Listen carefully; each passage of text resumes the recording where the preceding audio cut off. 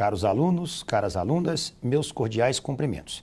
Na aula de hoje, trataremos do procedimento tributário administrativo e o início da ação penal. Contudo, antes de ingressarmos no cerne dessa discussão, é importante apresentarmos algumas considerações iniciais, alguns conceitos iniciais para facilitar a compreensão do tema. A primeira questão importante que nós temos que entender é a separação que existe entre as esferas de intervenção estatal, as esferas administrativa e judicial. Estas esferas, elas não se confundem, são distintas. De um mesmo fato social qualquer, podem advir responsabilidades em âmbitos distintos ou em áreas distintas do direito. Imaginemos, por exemplo, uma hipótese de um acidente de trânsito, em que uma pessoa embriagada acaba causando um atropelamento e lesões corporais de uma pessoa qualquer. Deste evento, nós temos responsabilidade, por exemplo, no âmbito administrativo, o Código de Trânsito Brasileiro, nós temos responsabilidade civil, relacionada à questão da indenização à vítima, nós temos também a responsabilidade criminal, que decorre, eventualmente, da prática do crime de direção embriagada e etc.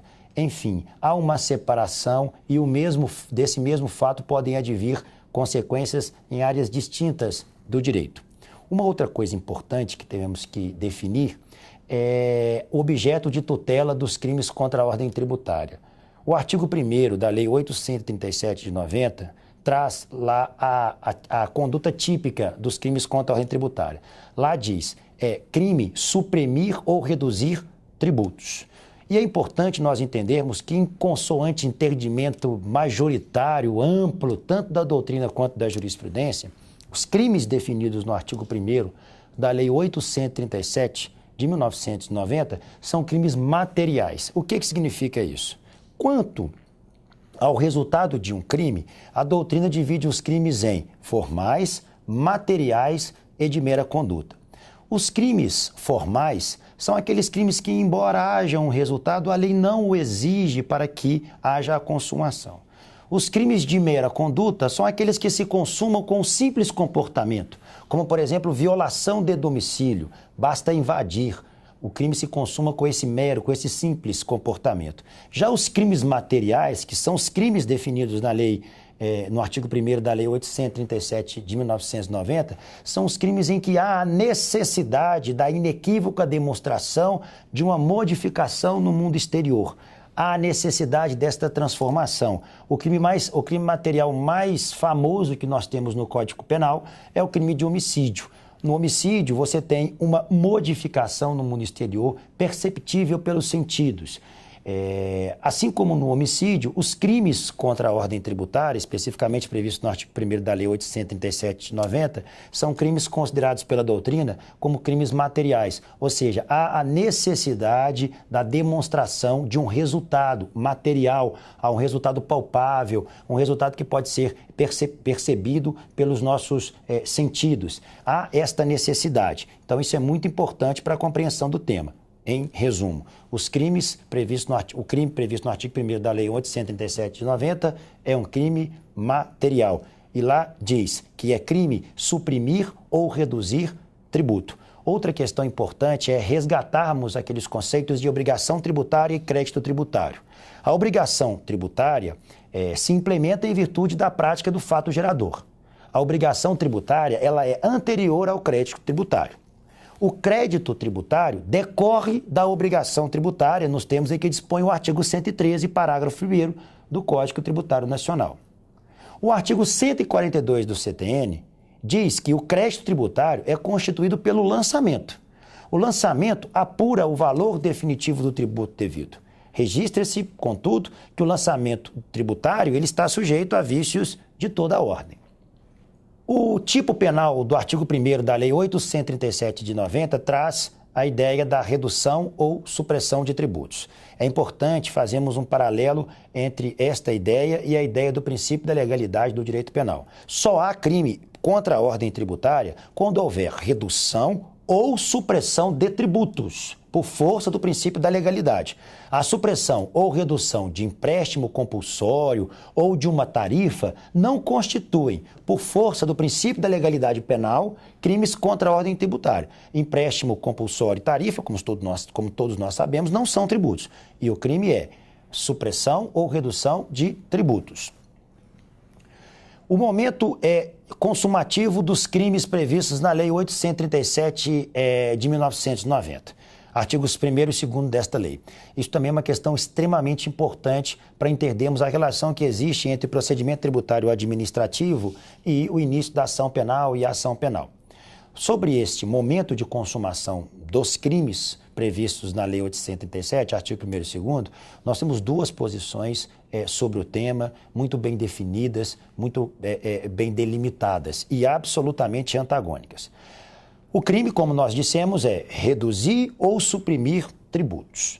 Para uma primeira corrente, entende-se que a constituição definitiva do crédito tributário, pelo seu lançamento, ocorre já com o auto de infração.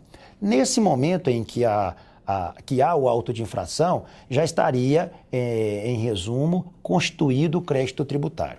Restaria apenas suspensa a exigibilidade desse crédito em virtude do procedimento tributário administrativo. Então, nesse momento, o crime teria se consumado, independentemente de um procedimento tributário administrativo posterior. O crime se consuma com o auto de infração, para essa primeira corrente.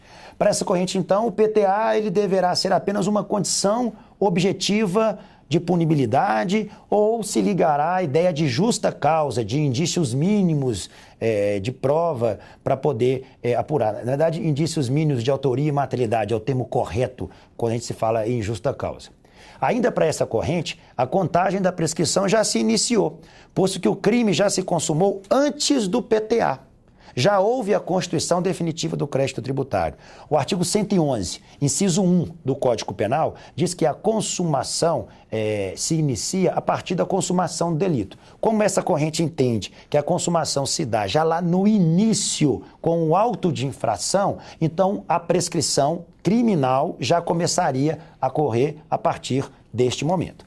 Esta é a posição, por exemplo, adotada por Leandro Paus, que é um autor do Sul, escreveu um livro Direito Tributário, Constituição e Código Tributário à luz da doutrina e da jurisprudência. Para ele, ainda que sujeito à revisão, não se pode dizer que haja um lançamento provisório. O lançamento, inclusive para fins de decadência, considera-se realizado com a intimação do contribuinte acerca do ato de lançamento. Auto de lançamento, auto de infração, NFLD, etc. Ainda que sujeita a alteração em virtude de impugnação e recurso do contribuinte no processo administrativo ou mesmo alteração de ofício. Para essa primeira corrente, como já está consumado o crime, a prescrição deveria ser suspensa, como já propôs o Supremo Tribunal Federal, para evitar a impunidade em virtude da demora da conclusão do procedimento tributário administrativo. É importante ressaltar que no Código Penal não existe essa modalidade de suspensão de prescrição. E também é impossível, no direito penal, por força do princípio da legalidade, a aplicação da analogia in malam partem. A outra corrente, uma segunda corrente, absolutamente diferente da anterior, entende que somente ao final do procedimento tributário administrativo é que virá a constituição definitiva do crédito tributário, quando haverá lançamento definitivo. Antes há apenas um lançamento provisório. Importa para essa corrente verificar quando se torna exigível definitivamente o crédito decorrente do tributo constatado como devido pelo auto de infração. Assim, para essa corrente, no auto de infração, tem-se apenas uma constituição precária do crédito, que não pode ser exigível até a sua constituição definitiva, que só ocorrerá com o lançamento definitivo do tributo. Somente nesse momento será tido como ilícito o não pagamento, a sonegação do tributo, e haverá consumação do delito, porque somente nesta ocasião o tipo penal se aperfeiçoa com seus elementos normativos. Então, em resumo, para esta corrente, a consumação não se dá lá no início com o auto de infração, quando o credor, o Estado, notifica, autua o contribuinte. Ela, ao contrário, entende que só é possível que se fale em consumação de crimes contra a ordem tributária quando houver o encerramento do procedimento tributário administrativo. A esse momento em que se dá o lançamento definitivo, como o crime é de sonegar ou suprimir tributo, é apenas nesse momento. A corrente que prevalece no âmbito da jurisprudência, de uma forma geral, é a segunda corrente. Todavia, o meu entendimento muito particular, já refleti muito sobre o tema, eu me filio à primeira corrente. Entendo que a primeira corrente é a corrente correta. Não há necessidade, penso, e isso, o meu posicionamento é absolutamente contrário a toda a jurisprudência ou ao entendimento majoritário da jurisprudência. Bom, o artigo 142 do CTN traz uma luz. Ele diz o seguinte: compete privativamente à autoridade administrativa constituir o crédito tributário pelo lançamento. Assim entendido, o procedimento administrativo tendente a verificar a ocorrência do fato gerador na obrigação correspondente, determinar a matéria tributável, calcular o montante do tributo devido, identificar o sujeito passivo e, sendo o caso, propor a aplicação da penalidade cabível. Como consequência, antes do final do PTA, não se começa a contar a prescrição, por ainda não haver a consumação do delito. O artigo 142, ele justifica, ou pelo menos serve como base, como apoio aos que se filiam à segunda corrente, que entende que só há consumação dos crimes contra a ordem tributária no final do procedimento tributário administrativo. Outra questão importante que temos que tratar é o seguinte: o início do processo crime por cometimento de crimes tributários. Como é que funciona esse paralelo entre o início do processo criminal, do processo crime, por cometimento dos crimes contra a ordem tributária, se há uma relação ou não há, como é que funciona? Nós temos algumas normas que são aplicáveis a esta ideia, dessa dependência do procedimento tributário administrativo e início do processo crime. Essa dicotomia que eu queria dizer que é muito importante. O artigo 83 da Lei 9.430 de 96 e o artigo 198, parágrafo 3º do CTN, determinam a existência de representação fiscal para fins penais por parte da Receita Federal e destinada ao Ministério Público. E essa representação só deve ser expedida após o final do procedimento administrativo de apuração. Em resumo, de acordo com esses dispositivos legais, só é possível fazer a comunicação formal ao Ministério Público de eventual prática de crime contra a ordem tributária após o encerramento do procedimento tributário administrativo. Esta é uma norma importante que é aplicada ao tema. O que diz especificamente o artigo 83 da Lei 9249 de 1995? Ela diz o seguinte, que a representação fiscal para fins penais relativas aos crimes contra a ordem tributária previstos nos artigos 1º e 2º da Lei 8.137 de 1990 e os crimes contra a Previdência Social previstos nos artigos 168-A e 337-A do Decreto-Lei nº 2.848, de 7 de dezembro de 1940, o Código Penal, será encaminhada, presta bem atenção, será encaminhada ao Ministério Público depois de proferida a decisão final na esfera administrativa sobre a exigência fiscal do crédito tributário correspondente. Esta é a redação do artigo 83. Então, ela exige que a autoridade administrativa só encaminhe para o Ministério Público a notícia de eventual crime contra a ordem tributária após o encerramento do procedimento tributário administrativo. Contra esse dispositivo de lei, foi apresentada, ajuizada, uma ação direta de inconstitucionalidade, a famosa ADIM 1571, que foi proposta pelo Procurador-Geral de Justiça. E o grande cerne desta ADIM era questionar a questão da condição de procedibilidade. No julgamento dessa ADIM, o relator, ministro Nery da Silveira, indeferiu o pedido liminar de suspensão da vigência do preceito legal questionado. Contudo, o relator deixou consignado em seu voto que o artigo 83 da Lei 9.430 de 96 não define condição de procedibilidade para a instauração da ação penal pelo representante do Ministério Público. O grande questionamento desta ADIM é a ideia de que o Ministério Público estaria vinculado, de alguma forma, à decisão administrativa para poder atuar. E por força do artigo 129, inciso 1º da Constituição, o Ministério Público tem plena autonomia. Ele não precisa aguardar nenhum procedimento administrativo prévio para poder apresentar a ação penal, para poder ajuizar a denúncia. Não há essa necessidade. Esses procedimentos investigatórios prévios são absolutamente prescindíveis, ou seja, dispensáveis.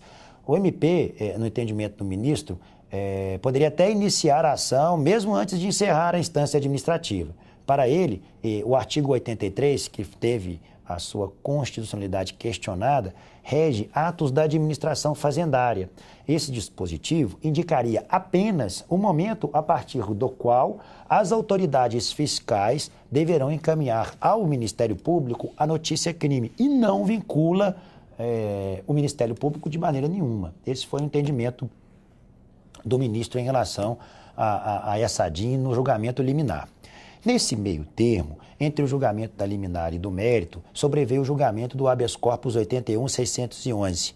O plenário do STF decidiu que os crimes previstos no artigo 1º da Lei 837 de 1990 são materiais e a decisão definitiva proferida no âmbito do PTA consubstancia uma condição objetiva de punibilidade. Então, esse habeas corpus entendeu isso. No mesmo dia que se julgou esse habeas corpus, o STF também julgou o mérito da ação direta de inconstitucionalidade citada anteriormente, 1571.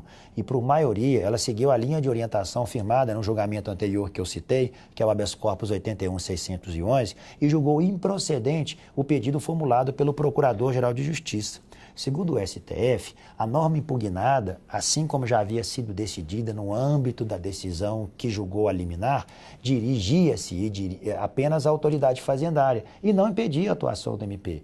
A decisão, ela restou assim emendada. Ação direta de inconstitucionalidade. Artigo 83 da Lei 9.430, de 27 de dezembro de 96. Eu vou deixar o restante da ementa aí no slide para que vocês possam tomar conhecimento dela. Outra norma aplicável ao tema é o artigo 198 do Código Tributário Nacional. Diz o artigo 198, sem prejuízo de disposto na legislação criminal, é vedada a divulgação, por parte da Fazenda Pública ou de seus servidores, de informação obtida em razão de ofício sobre a situação econômica ou financeira do sujeito passivo ou de terceiros e sobre a natureza e o estado de seus negócios ou atividade. O parágrafo 3º diz, não é vedada a divulgação de informações relativas a representações fiscais para fins penais. Essa também é uma norma do CTN que se aplica à nossa discussão. A medida provisória 497, de 27 de julho de 2010, alterou a legislação tributária federal que versava sobre os tributos federais, contribuições para a Seguridade Social e os seus respectivos processos administrativos. A partir da publicação desta medida, a medida provisória 497, de 27 de julho de 2010, a representação fiscal para fins penais relativa aos crimes contra a Previdência Social, leia-se, apropriação indébita previdenciária e sonegação de contribuição previdenciária, ambos previstos nos artigos 168A e 337A do Código Penal, somente poderá ser encaminhada ao Ministério Público para providências na esfera criminal após o término do procedimento administrativo que apure a exigência fiscal do crédito previdenciário. Ou seja, o entendimento que já havia sido consolidado em relação aos crimes contra a ordem tributária foi estendido aos crimes contra a Previdência Social. O mesmo entendimento da necessidade de exaurimento da discussão em âmbito administrativo com o encerramento do procedimento tributário administrativo. Outra questão importante que vamos tratar diz respeito às condições da ação penal e os requisitos para o início do processo crime por cometimento de crimes tributários. São condições genéricas da ação penal ou condições genéricas para o exercício da ação penal. Primeiro, a possibilidade jurídica do pedido. O pedido tem que ser juridicamente possível. O segundo, ou a segunda condição, é o interesse de agir, a necessidade de adequação da ação. O terceiro requisito é a legitimidade, ad causa, ou seja, o titular da ação. E o último requisito é a justa causa. A justa causa significa não lastro probatório, mas indícios, melhor dizendo, porque é uma diferença entre indício em prova, na teoria da prova, que não nos interessa aqui. Mas justa causa seria indícios mínimos de autoria e materialidade para a prática de crime. Se não houver indício mínimo, não há como atribuir, não há como ter início para a ação penal. E quais seriam, então, os requisitos para o início do processo criminal por cometimento de crimes contra a ordem tributária? Nós temos pelo menos 5 posições em relação ao tema. Um primeiro entendimento entende que não há necessidade de aguardar o final do PTA. Há esse entendimento. O PTA não precisa de aguardar para que tenha o início do processo crime. Lembrando que o processo crime, ele se inicia com o recebimento da peça de acusação, que é a denúncia nos crimes de ação penal pública e a queixa nos crimes de ação penal privada. Um segundo entendimento vai no sentido de que não há necessidade de aguardar o PTA, mas há uma questão prejudicial que suspende o processo, nos termos do artigo 93 do Código de Processo Penal. Para explicar bem esse segundo entendimento, eu vou citar um exemplo mais fácil. É crime o furto. O furto é subtrair para si ou para outra em coisa alheia móvel. Imaginemos que numa discussão, melhor dizendo, que num processo crime eu esteja respondendo por furto. Mas em relação a esses fatos, eu tenho uma ação lá no juízo civil em que eu estou questionando a propriedade do bem, dizendo que o bem que eu estou sendo acusado de furtar é meu, é de minha propriedade. Evidentemente, não é possível furto de coisa própria. Então, esta é uma questão prejudicial. O processo penal tem que ser suspenso até que o juízo civil, que é o juízo competente, defina de quem é o bem, até para saber se o processo continuará ou não. Um terceiro posicionamento entende que há necessidade de aguardar o final do procedimento tributário administrativo, mas por ser uma condição objetiva de punibilidade. O que significa isso? A ideia é o seguinte: nós temos inúmeras leis que se sucederam no tempo e que trazem aí as hipóteses de suspensão da pretensão punitiva do Estado em virtude do parcelamento do tributo e a extinção da punibilidade do agente em virtude do pagamento. Como, no momento da autuação do sujeito, que é aquela primeira corrente que nós falamos lá atrás, que entende que se consuma com o auto de infração, como no momento do auto de infração nós podemos ainda ter, a partir dele, questionamentos em relação aos valores e etc., nós vamos de aguardar o procedimento tributário administrativo para que ele traga lá um valor mais preciso, embora também seja precário, conforme o entendimento que prevalece entre os tributaristas. Mas, enfim, a gente já tem um valor X, Y ou Z que pode ser possível de ser parcelado, que pode ser, o contribuinte pode fazer a opção pelo pagamento e etc. Relembre que o entendimento que prevalece hoje, do artigo 83, parágrafo 2º, não é nem entendimento, é o que diz a legislação, da Lei 12.382 de 2011, só admite a suspensão da pretensão punitiva do Estado em virtude do parcelamento do débito, desde que esse parcelamento tenha sido requerido antes do recebimento da denúncia. Então, esse entendimento é importante pelo seguinte: se nós entendermos que o PTA ele não é uma condição objetiva de punibilidade, que ele é dispensável e etc., aquela pessoa que está discutindo com o fisco o valor do tributo, ele não terá o direito de parcelar. Como é que ele vai parcelar o tributo se ele não sabe nem o valor? Por isso que é importante esse entendimento no sentido de que, olha, não é preciso aguardar, o crime já se consumou, mas é uma condição objetiva para punir. Eu só posso punir com o encerramento do PTA.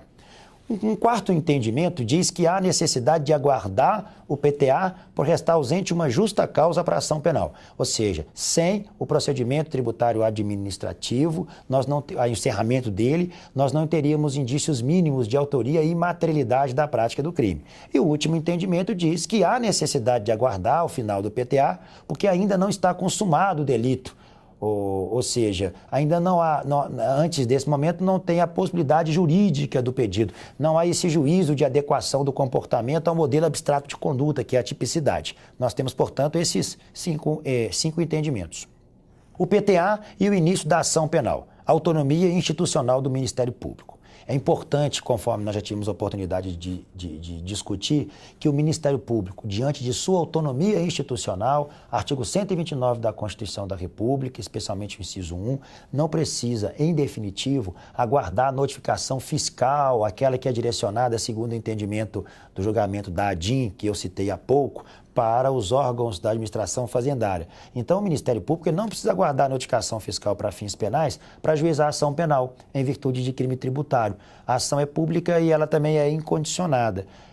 Como disse também, esses procedimentos administrativos prévios são absolutamente prescindíveis, são absolutamente dispensáveis. O Ministério Público não está obrigado a aguardar. Se diante de outros elementos ele quiser apresentar a ação penal, se ele quiser denunciar, ele pode.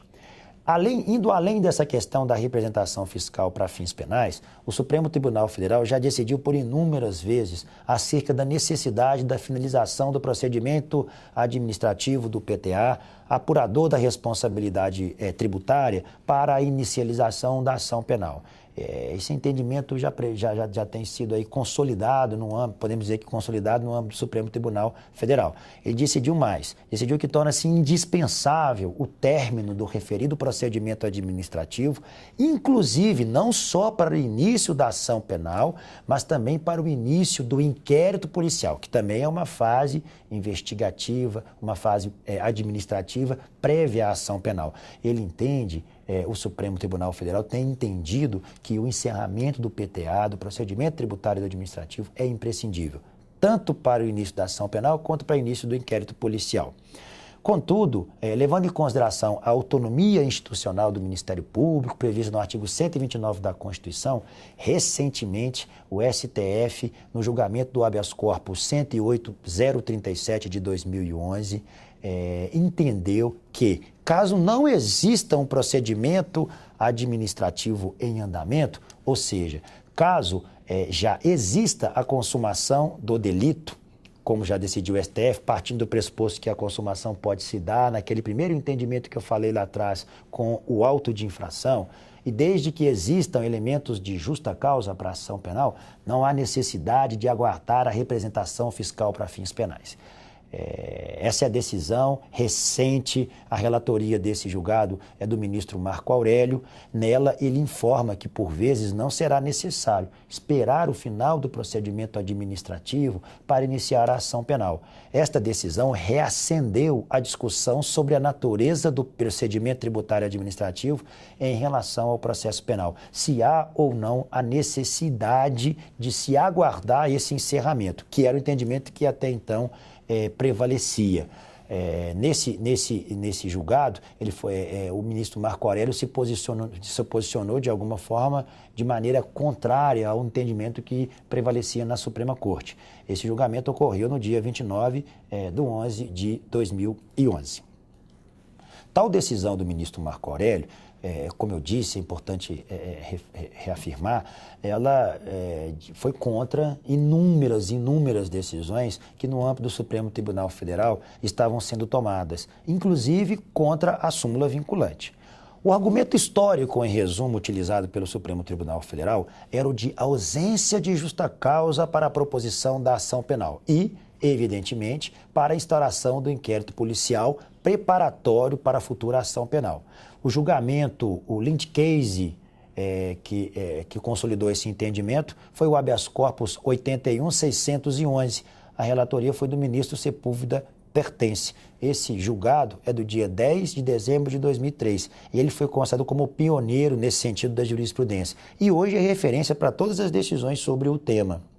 De importante na ementa desse julgamento é o entendimento de que há uma falta de justa causa para a ação penal. Em virtude dessa falta de justa causa, seria suspenso o curso da prescrição. Importante isso. Nesse acordo, entendeu-se que, em virtude da ausência de justa causa, haveria uma hipótese de suspensão do curso da prescrição. Nesse acórdão também é importante a ideia de que ele se posicionou no sentido de que, embora não condicionada à denúncia, a representação da autoridade fiscal, nos termos daquela ação direta de inconstitucionalidade do Ministério Público, 1561, falta justa causa para a ação penal pela prática de crime tipificado no artigo 1º da Lei 837, que é crime material, portanto de resultado, enquanto não haja decisão definitiva no processo administrativo de lançamento. Quer se considere o lançamento definitivo uma condição objetiva de punibilidade ou um elemento normativo do tipo. Essas são as duas questões que eu entendo que são absolutamente relevantes dentro da estrutura desse julgado, que serviu de base para inúmeros outros que o sucederam sobre o tema. O julgado citado merece pelo menos uma importante reflexão, que todavia não vai influenciar em definitivo na eficácia desse julgamento. Primeiro, o crime é de resultado. E se há o entendimento de que se somente estará consumado após a constituição definitiva do crédito tributário, nos casos em que existe procedimento tributário administrativo, o PTA, isso se dá ao final, não há como haver suspensão da prescrição, pois que o crime ainda não se consumou. Conforme eu já citei, o artigo 111 do Código Penal diz que a prescrição somente começa a ocorrer na data em que o crime se consumou. Como ainda não há consumação, porque a consumação só ocorreria a partir do término, do encerramento do procedimento tributário administrativo, não haveria consumação, nem mesmo tentativa.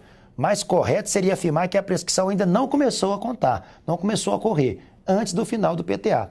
Relembre-se a polêmica quanto ao momento consumativo ou de constituição definitiva do crédito tributário. Qual seria, em resumo, o momento de consumação dos crimes contra a ordem tributária? Seria com o auto de infração, conforme o primeiro entendimento, ou seria com o encerramento do PTA, conforme o segundo entendimento? Todavia, importa registrar que essa decisão do STF acarretou uma mudança de postura no judiciário, no sentido de que deve-se aguardar o final do procedimento tributário administrativo para a proposição da ação penal e, igualmente, de inquérito policial, quando necessário, em crimes tributários considerados materiais. Esse é o entendimento que prevaleceu a partir deste julgamento. Há quem entenda que, em virtude da demora do PTA, a ideia de se definir a constituição definitiva do crédito tributário ao final do PTA, a ideia da consumação com o final do procedimento tributário administrativo, seria uma decisão no sentido de tentar evitar a prescrição de crimes, porque, como o PTA demora muito, se nós formos contar, de acordo com o primeiro entendimento, que a consumação se dá com o auto de infração, aí poderia demorar muito tempo. Ressalte, contudo, que, ainda que se entenda que o início ou que a consumação, melhor dizendo, dos crimes contra a ordem tributária se dá com o auto de infração, é importante deixar consignado que poderia analisar uma eventual hipótese de suspensão, não prevista em lei, isso seria uma analogia em mala parte. Bom, mas além daquela decisão que eu citei, o Supremo Tribunal Federal publicou a famosa, conhecidíssima súmula vinculante 24. De acordo com essa súmula, não se tipifica crime material contra a ordem tributária previsto no artigo 1º, incisos 1 a 4 da Lei 837 de 90, antes do lançamento definitivo tributário. Então, esta súmula, segundo o entendimento de alguns, já veio consolidar o entendimento que já vinha prevalecendo no âmbito do Supremo Tribunal Federal, com aquela ideia de que é necessário, é imprescindível o encerramento do procedimento tributário administrativo para que haja a constituição definitiva do crédito tributário, portanto, a consumação do crime. Só que o final desse trecho, o final do texto da súmula, antes do lançamento definitivo do tributo, a gente pode trazer uma leitura de que isso não diz nada, porque o lançamento definitivo do tributo, ele pode se dar, de acordo com o que vimos, em dois momentos, ou pelo menos para duas correntes distintas, nós temos dois momentos distintos. Ou ele ocorre com o auto de infração, ou ele ocorre com o encerramento do procedimento tributário administrativo, onde seria o momento exato de constituição definitiva do crédito tributário. Enfim, são essas as considerações e as ponderações da aula de hoje. Eu fico à disposição de todos os meus queridos alunos e alunas no ambiente virtual.